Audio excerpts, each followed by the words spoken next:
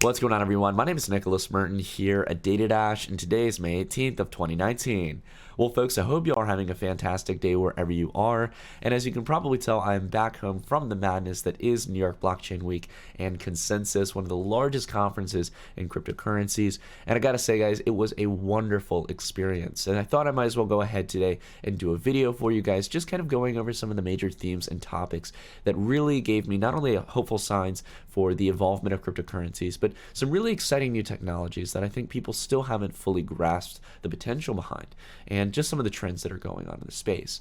So we've got not only a few topics to discuss and focus in on, but I've also got a really cool interview with Alex Majinsky, who we've had on the Dashcast previously, who runs Celsius Network, who's processed over $1.2 billion in crypto loans, the largest amount we've seen so far. So I was fortunate enough to sit down with him. We'll have that interview towards the end of the video, but let's go ahead and talk about some of these first key points. So I want to start by saying thank you to Consensus for giving me the opportunity to come under a media pass. It was awesome to come to Consensus. And as I went through Consensus, the first thing that I really focused is just the change of tone. Now, I think we've seen this in the kind of rise from the bear market.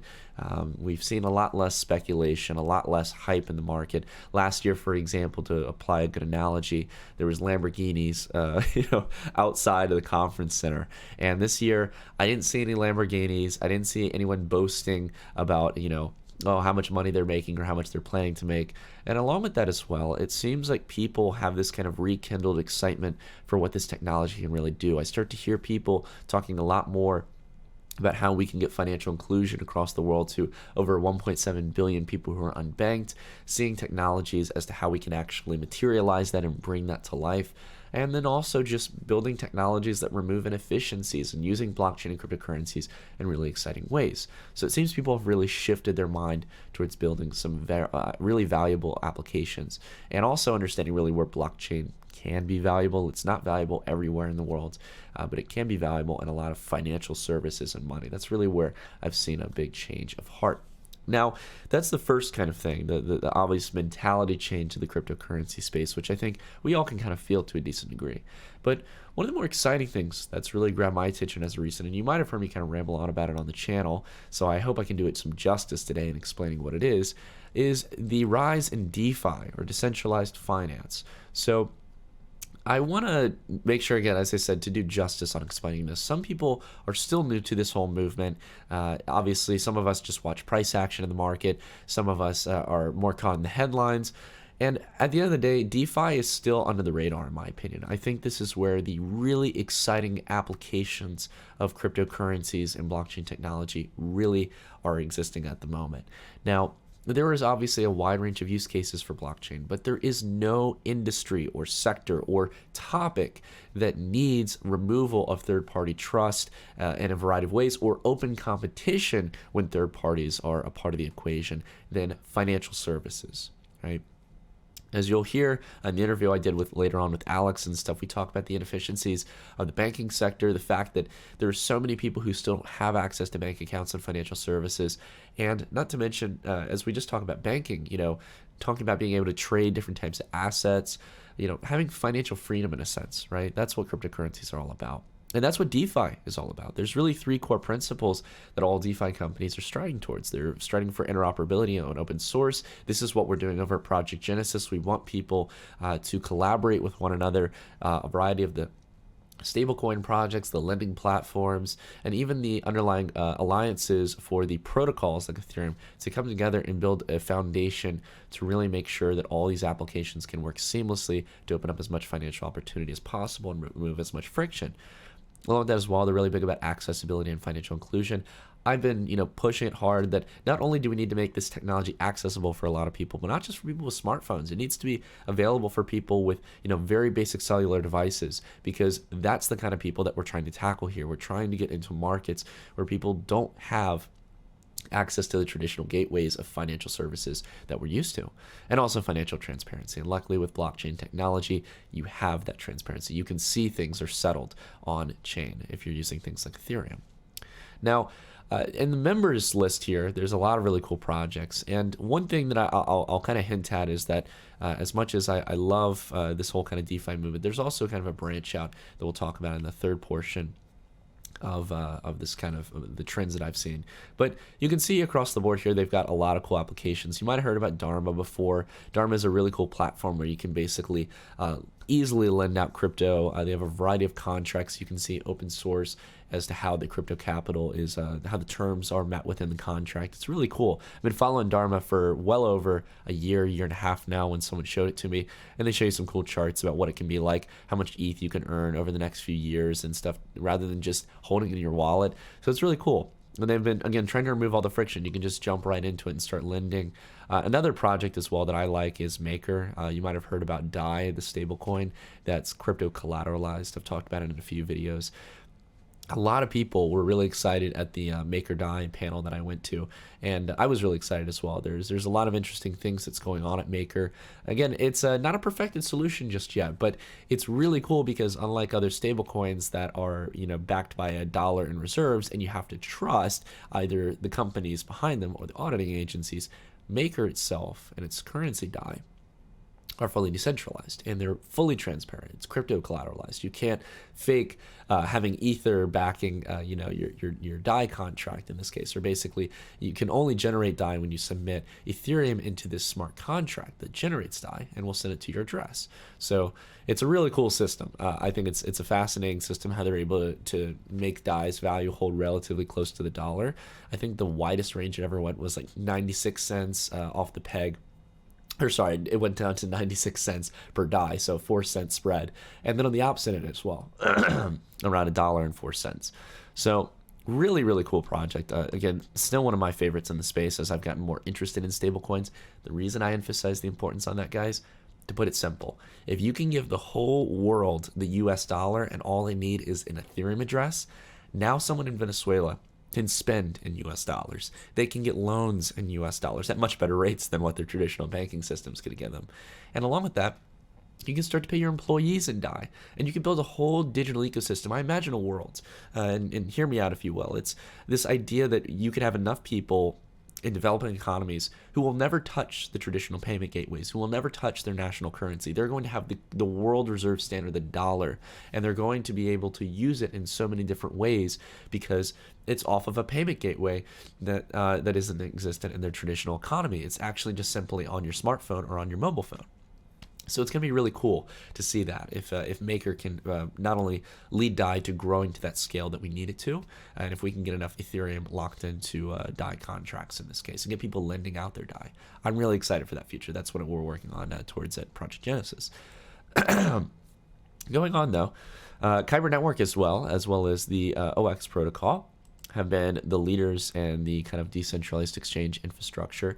Again, I had a friend who was very early on in investing in Kyber, and a lot of people who were just very eager about this protocol. And it took me a little while to get it, but it was back during the bull run during 2017 when I found out about Kyber and found out about OX. Actually, might have been more towards 2018 that I really did a deep dive on it. But there's a lot of interesting stuff going on in the DEX space as well. A lot of emerging interesting changes in technologies. The biggest hurdle that I still have yet to see fixed in some regard is that it needs to get to a point where you don't have to use MetaMask or these kind of overarching layer 2 kind of extensions in your browser. It's just a little too complex for the average person to use. Now, if you're a crypto enthusiast like myself, I think I've used MetaMask before and stuff. It's fine. I've used IDEX, but right now, we're still kind of in the early stages of this. I think we're still, as I mentioned, we haven't reached our .com bubble just yet, right? We haven't gotten past the point where these technologies are really practical for mainstream use, but they are usable now. You can go use them for ERC20 tokens. Sorry guys, I don't know, my throat's all got to get some water in me.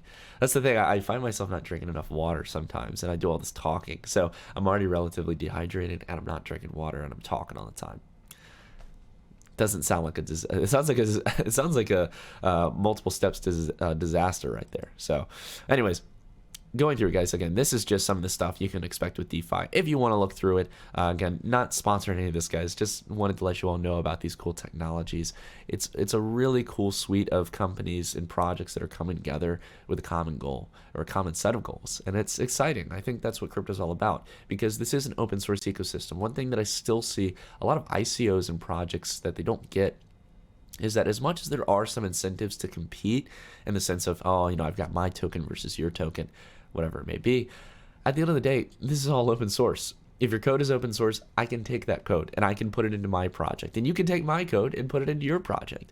And I think it's a matter of us just coming together and realizing, look, here's what we built.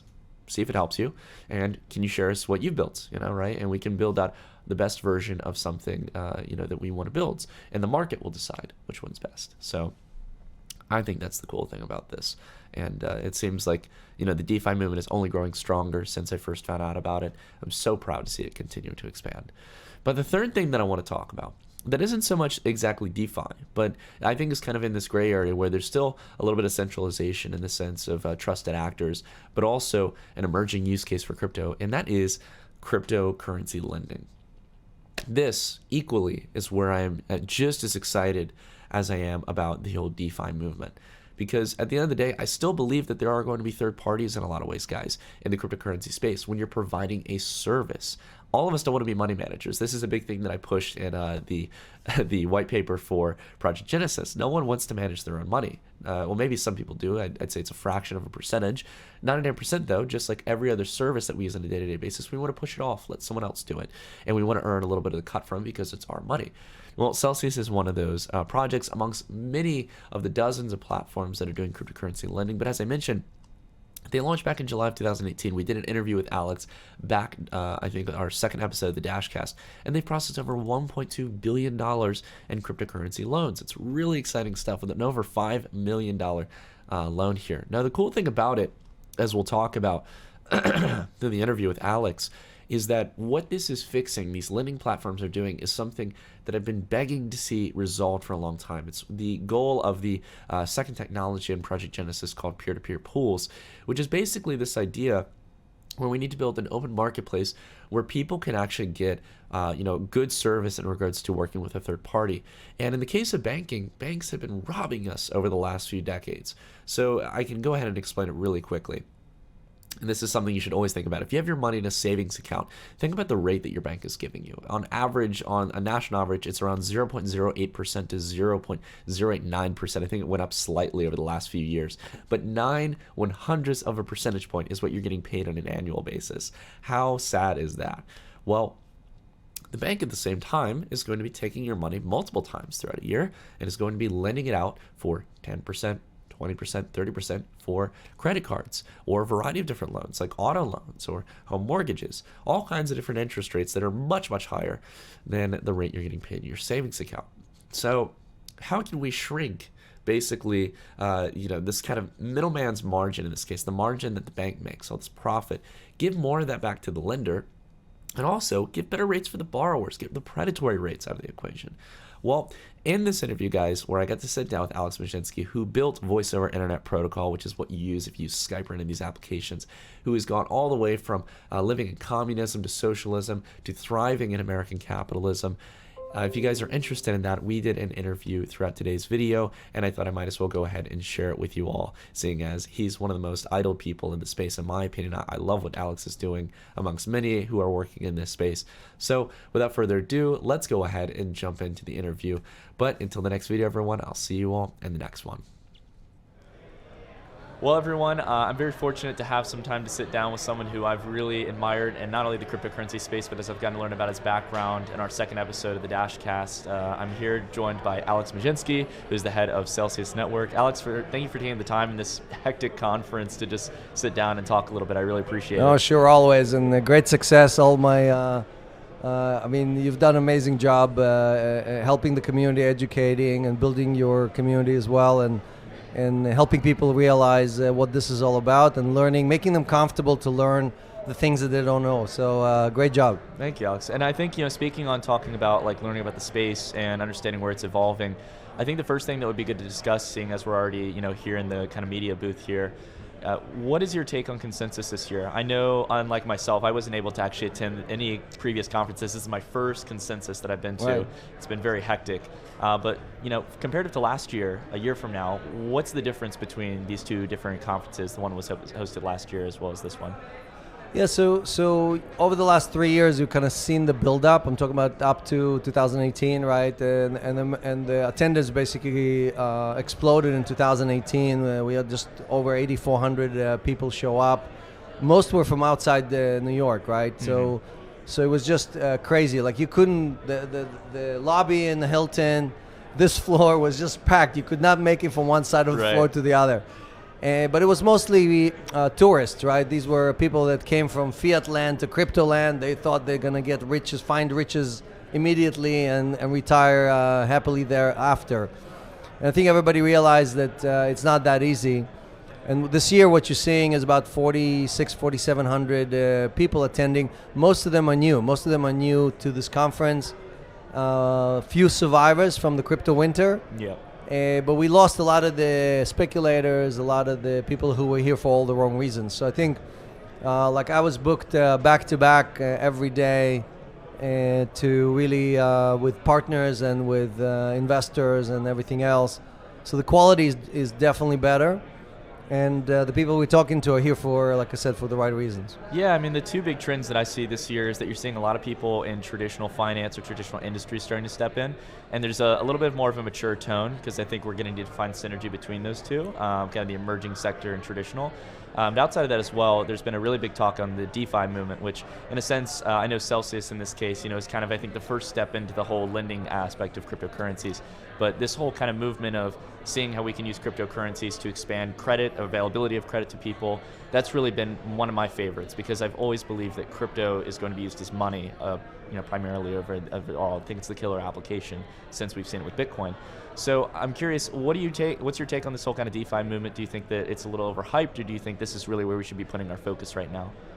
No, look, we've been saying that since 2017, right? I mean, when we created Celsius, it was all about lending and borrowing, and we said that basically from the idea, if any of your viewers can go and look at our original white paper or the tech paper from 2017 and see that basically our mission was to bring the next 100 million people into crypto, and we said that they're not going to show up unless we give them a product they can use. Just buying coins and hoping they're going to go up is not a use case for 7 billion people on this planet. But allowing people to earn interest, right? So we pay up to 8% interest on coins, right? We have 18 different coins, and that's something that almost no one on the planet can achieve, right? Okay. So this is a use case. Earning interest on stable coins, for example, 7.1% on USDC or TUSD, is something everyone on the planet can take advantage of. It doesn't matter if you're from Vietnam or Russia or from Africa. You can take your local currency, buy a stable coin that is pegged to the dollar, so you don't have a volatility risk, earn 7.1%, and always get your currency back out from it, right? You want to take more risk? Great. Buy Bitcoin, right? Even more risk? Great. You can buy altcoins and yield with us. You're going to yield whatever the return is plus what's on top of it. So we created that business. It didn't exist before Celsius, right? This whole category of earning a return on your coins was something that no one thought was important. And we now have, we announced yesterday that we have $200 million on deposit. Wow. So that we doubled in the last month. So we went from 100 to 200 million in the month of April. And we've issued 1.2 billion in loans. So that's 3 times more than all of our competitors put together. So we are big believers in the DeFi movement. For people that don't know what that means, it's basically being able to borrow against your assets at what we call low rates. Before we showed up, DeFi was 16 to 24%. We charge 5 to 9%. So part of the movement is also not just enabling the service, but also asking yourself, okay, are you doing this for the people? Are you going to charge them crazy rates like the banks and the gray market or the day lenders? Or are you going to take advantage of the fact that the rates, international rates, are so low that you can actually extend that low rate of borrowing to the community? And that's what Celsius done. Celsius has forced everybody else to cut their rates by half because we still have the lowest rates because we're doing it for the people, right? I mean, Celsius is all about the community. It's all about the crypto community. One thing I really appreciate, Alex, to build on what you're saying, is something that no one ever really talks about unless they've, kind of experienced it personally or really looked into it. And it's the problem that in the banking sector, this is something that literally no one in crypto has even brought up outside of yourself and a few others. And that is that there's a really big problem. There's a banker in the middle, and that bank is giving you 0.08% interest on your savings account, 0.08 of a percentage point, so fractional. And they're charging borrowers 10%, 20%, 30%. Who do you think's making all that money in the middle? right? It's the bank in that case, and they're walking away with tens of billions of dollars of wealth on a quarterly basis, and it's hundreds of billions every year of wealth that should be going back either into the hands of the original saver, the one who's giving up their money in the bank, and then also better rates for the borrowers. There shouldn't be those predatory rates. Yes. Again, you have to adjust it for someone's risk to reward profile, but still, I think that it's amazing that you guys are narrowing down that gap. And I think Celsius, just like any other pool, which you're going to inevitably have to do, whether it's ETHLend, all these different lending platforms, you have to get more efficient at determining who's creditworthy and what someone's risk profile is. And then you can cut down that middleman in that case and provide a better experience for both parties. Right. So look, your bank is basically telling you you need to put your money, your dollars in a safe place. And because we're giving you that safety, we're not going to pay you any return on your money. Right? That's basically the trade you're doing. And years ago, when I came to this country in 1988, Citibank paid 7% interest, just like we're paying. So it's not they can. They can. They just don't want to. They don't have to, right? The number of banks in the United States shrunk dramatically. Now the 4 largest banks own more than half of all the assets in the United States. So the issue is, also, you can validate what I'm saying. Just anyone can go and do a search, Google JP Morgan return on capital. And you'll see it's 16 to 24%, right? It varies. Exactly. Right now, I think it's 17%. So they earn 17% on average. They can pay you 7 out of 17, but that's not their job. Their job is extract as much as possible out of you and give it to their shareholders, right? Who does Jamie Dimon give all that money to? He pays a dividend to his shareholders. He buy back shares, which effectively is redistribution of the money to the shareholders. And to build on your point, Alex, on that, sorry, just to completely clarify what you're saying, I think at the end of the day, the real shareholders of a bank are the savers, right? They're the ones who have the money in the bank. If the money wasn't there, the bank wouldn't be worth anything. They're enabling the earnings, but they're not the shareholders, unfortunately. That's right. Yeah. They should be the shareholders, right? I mean, the institution should act in the best interest of the depositor, but actually it acts in the best interest of the shareholder. Yes. So the distribution of earnings go to the shareholder and not to who should be the shareholder, which is the depositor. Yes. So all Celsius did is created a membership organization, right? That's why we have tokens and everything else, in which we give 80% of what we make instead of to the shareholder. I'm the largest shareholder of Celsius, right? But I said, no, I'm not going to take anything. I'm going to take all of it and give it back to the depositors. And people say, well, Alex, come on, you're a rich guy. There's got to be a hidden agenda here. You must be doing it for some other reason. And the reason is very simple, okay? And the most successful companies that were created in the United States of America, almost all of them are giving everything back to their customers. Amazon, giving almost everything back to its customer. Costco, giving almost everything back to the customer. WhatsApp, right? Giving you a service for free, giving everything back to they don't charge you anything, right? But yet it got sold for $22 billion. So there's a way to do good and do well, and there's a way to give back to the right people, to the depositors, and still do good. I mean, we're going to do very well because our company is going to be worth a lot of money because we're going to build a very large community. It's very easy to show people how they're being, how banks are stealing from them and convince them to withdraw those assets and deposit them with a company like Celsius. And that's our mission. Our mission is to bring all these people, right? So the banks are doing the job for us by effectively stealing from their own customers, by not giving the money to their own customers. It's not too hard to compete. It's not too hard to compete, right? I mean, I pay 7.1% and people say, Alex, it's too good to be true. Okay, you can't pay 7.1%. If you paid 3 or 4%, we would believe you, but 7%? And I'm like, no, you don't understand. Most banks make 2 or 3 times that.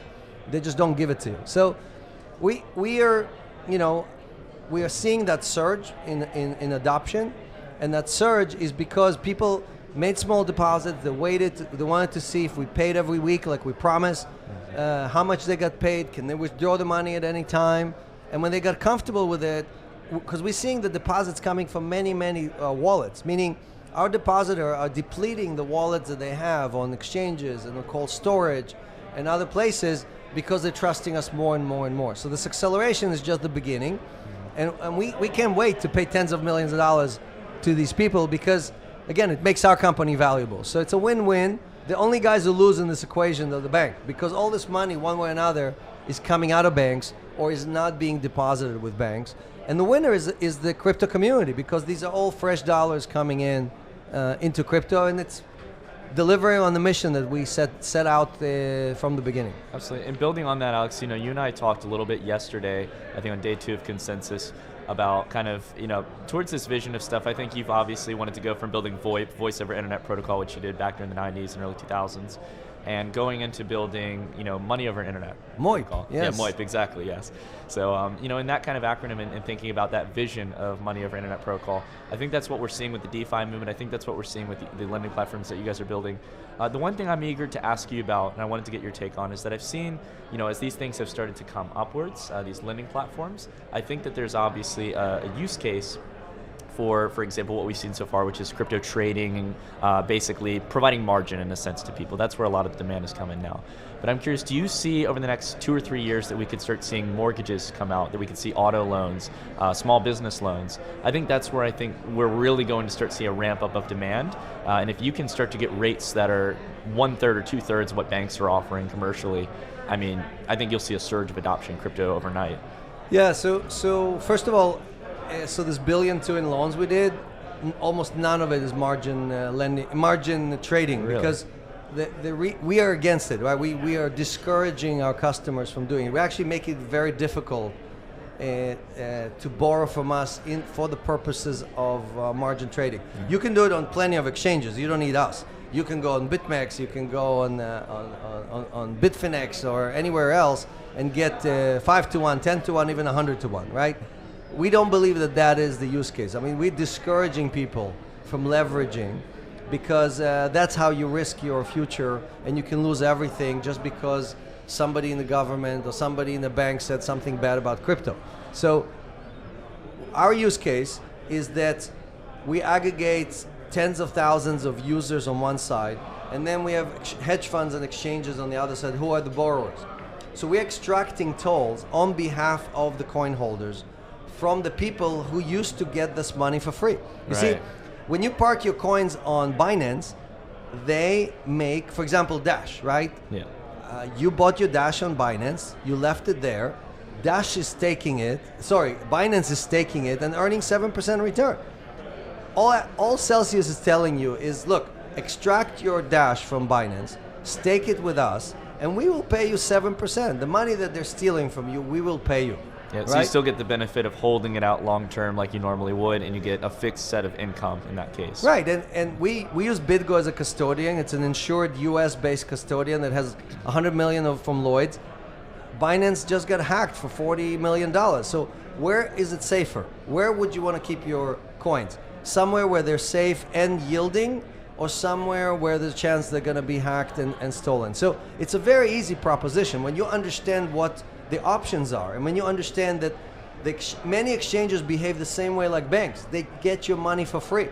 They lend it out to institutions. They lend it out to hedge funds. They lend it out to short sellers, to guys who want to leverage trade and so on, right? And they're extracting that toll and keeping it for themselves. Last year, Binance made almost $700 million in profit. The second most profitable financial institution after ICE, which owns the New York Stock Exchange, is Binance, right? So it's just crazy. So all we're saying is, believe us, we are acting in your best interest. We know how to extract that value from exchanges and hedge funds, and we represent only the interests of the depositor. Go to a bank, look him in the eye and say, hey, do you represent my interest? No bank can say that. No exchange can say that, right? And that's really what this is about. What Celsius is trying to create is a new type of organization, which is the promise of what Satoshi told us, right? Satoshi showed us the way. We just need to follow the footsteps of creating a new financial institution that acts in our best interest. Because Satoshi invented the Bitcoin because he or she said the existing financial system does not work for 90% of Americans. And the only reason I'm here saying that is because I'm an immigrant. I came here with nothing, right? And I built great companies and I had $3 billion in exits. I don't need to work, right? But I want to live this planet being able to look at anyone and say, I gave more than I took, right? And this is a perfect opportunity. VoIP was one of them. This is a perfect opportunity to do this all over again and really change how people live, how they create a future for themselves, how they pay for their kids' wedding and colleges and so on. So the question each person has to do is ask themselves, why do I give my money to banks? Why, even if I went into crypto, why do I give my money to exchanges? And really find the institution that they want to work with. Like, again, I love comparing us to Costco, because when you walk into that Costco warehouse, everything in there was curated for you, and it's all acting in your best interest, right? So we are the same thing, just for financial services instead of the orange juice or the toilet paper that you can get at Costco. Maybe we'll have orange juice and other kinds of products on the blockchain of the DeFi movement. Who knows? No, we're going to stick to financial products. But my point with DeFi is that DeFi, which uses smart contracts as kind of the middleman, are great, but they're not yielding anything. I mean, people ask me, even though we have a Maker in our wallet, we love Maker, right? But DAI is yet to prove itself as that stable coin, right? So the problem you have is that these systems have not yet matured enough. Like, that's why we love stable coins. We love TUSD, GUSD, USDC, and so on, because we know that Circle is holding, USDC, right, is holding 100% of the value of their tokens, with Goldman Sachs, who's the largest investor, right? Who invested $400 million in the company. So we can feel comfortable that our community is not going to wake up tomorrow morning, for example, like with the USDT, and find out that they don't have $1 for every dollar, they only have 50 cents for every dollar. Yeah. So we feel responsible to only include in our protected universe the assets or the products that we think will not hurt you in the future, right? And so DeFi is yet to prove itself as a provider of these safe havens compared to Bitcoin, which has 10-year history, or some of the stable coins which have 2 or 3 year history. Yeah, I mean, just to kind of end it off on the topic of DeFi evolving, I think we are in the really early stages of this, and I'd like to see over the next year or two, as I talked a little bit about with you yesterday about Project Genesis and what I'm working on right now, just trying to bring in all of the current projects in this movement who have shared goals, and trying to build a framework where we all understand and operate on a similar level, kind of building standards. Full transparency, yes, full transparency. But to Yeah. answer your second half of your question, which related to mortgages and things like that, so the reason we did not go after mortgages or car loans or whatever is because it's very hard for a company like ours to compete with JP Morgan on offering a mortgage. Mortgages right now, people, the average Joe can get 4.5% interest rate for 30 years, right? And banks have the lowest cost capital. It's very difficult for us to compete with them. So we are competing on the interest income, because we think banks are abusing their relationship with customers. And we're competing on the loan side, meaning most Americans actually borrow on their credit card. They don't borrow by going and applying. Precisely. And the average rate in the United States, I think, is 24.7%, right? So we Americans have $1.5 trillion worth of debt outstanding, paying 24.5%, right? I mean, it's just crazy, right? Half of all the debt in the world, half of all the consumer credit in the world, half of all the credit issued is in the United States of America. So most of us, after we pay our mortgage or pay our rent, the second biggest payment is to the credit card company. And again, we work so hard for our money. Many people work 2 jobs, and then that precious commodity is going to your bank, who's charging you high double digit rates. So we're saying, no, you should not pay more than 9%, and your money should make money. So when you get paid, you should earn 7%, and when you borrow, you should only pay 9%.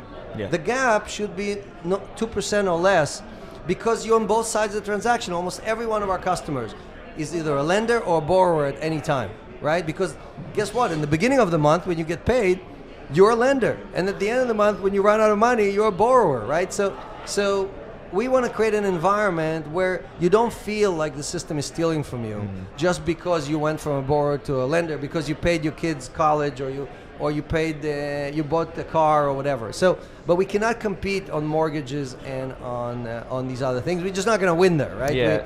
So for us to grow and accumulate assets, we need to focus on the things. And again, the blockchain, consensus, open ledger are just the tools we use to deliver the service, deliver the high yield, deliver the low interest, low cost loans, and give it to the community with the least amount of friction, like you mentioned. Well, like you said, credit, just simply like everyday credit and stuff, that's a great market to tackle into. And, do what you can right now. So I'm excited to see what you guys can do with Celsius over the next few months. We'll see where we are in total loan volume for the whole space in a year. So I hope it keeps growing at the parabolic rate that it's been. And Alex, thanks for making the time, man. Love what you're doing, and I appreciate you making the time just to talk. Yeah, thanks for having us, and we'll keep you updated on our announcements. Awesome, sounds good.